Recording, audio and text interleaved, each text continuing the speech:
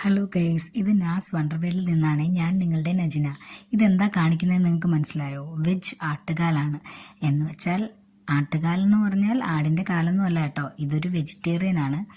ഇതൊരു കിഴങ്ങ് വർഗ്ഗത്തിൽ പെട്ടതാണ്. ഇത് വെച്ചിട്ട് സൂപ്പ് ഉണ്ടാക്കാൻ പറ്റും. ഒരു തമിഴ്നാട് ഡിഷ് യൂട്യൂബിൽ നിന്ന് കണ്ടിട്ടാണ് ഞാനിത് മേടിക്കുന്നത്. ഞങ്ങൾ തമിഴ്നാട് നാഗർകോവിലോട്ട് പോയപ്പോൾ ഈ കിഴങ്ങ് റോഡിൽ വെച്ചേക്കുന്നത് കണ്ടോ. അതിനെ അരിഞ്ഞ് പെപ്പറുമായിട്ട് ചേർത്ത് മിക്സ് ചെയ്ത് വെച്ചേക്കുന്നതാണ്. പിന്നെ കറിവേപ്പില, പച്ചമുളക്, ചെറിയ ഉള്ളി, ഇഞ്ചിയും കൂടെ ഇട്ടിട്ടുണ്ടായിരുന്നു കേട്ടോ. ഇതെല്ലാം നന്നായിട്ട് കുറച്ച് ജീരകവും ഇടും. ചെറിയ ജീരകമാണ് കേട്ടോ, പെരിഞ്ജീരകമല്ല.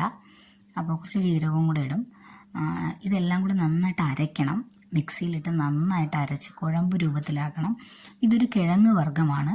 പക്ഷേ ആട്ടുകാൽ സൂപ്പ് എന്നൊക്കെ പറയും, പക്ഷേ ഇതൊരു കിഴങ്ങ് വർഗ്ഗമാണ്. കുറച്ച് വെള്ളമെടുത്ത് നന്നായിട്ട് ഉപ്പൊക്കെ ഇട്ട് തിളപ്പിച്ചിട്ട് നമുക്ക് ഈ നന്നായിട്ട് അരച്ച മിശ്രിതം അതിനകത്തോട്ടിട്ട് കുറുകുന്നത് വരെ പെപ്പറും ഉപ്പും ഒക്കെ ഇട്ട് നന്നായിട്ട് ഇങ്ങനെ കുറുകി വരും. ആ കുറുകി വരുന്നത് അരിക്കാതെ തന്നെ കുടിക്കണം എന്നാണ് ഞാനത് കണ്ടത്. അപ്പോൾ ഞാനിതൊന്ന് എന്തായാലും കണ്ടപ്പോൾ ആട്ടുകാൽ സൂപ്പിൻ്റെ അത്രയേറെ ഗുണമേന്മയുള്ള ഒരു സൂപ്പാണ് ഈ വെജ് സൂപ്പെന്ന് പറഞ്ഞു കേട്ടത് കൊണ്ട് മാത്രമാണ് ഞാൻ നിങ്ങൾക്കിത് ഉണ്ടാക്കി തന്നത്.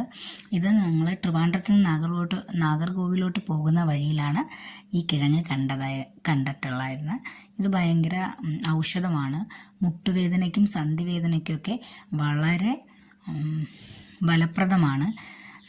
നോൺ വെജ് കഴിക്കാത്തവർക്ക് വെജ് സൂപ്പ് ആകാം കേട്ടോ. അപ്പോൾ എല്ലാവരും എൻ്റെ വീഡിയോസൊക്കെ കാണണം. ബായ്.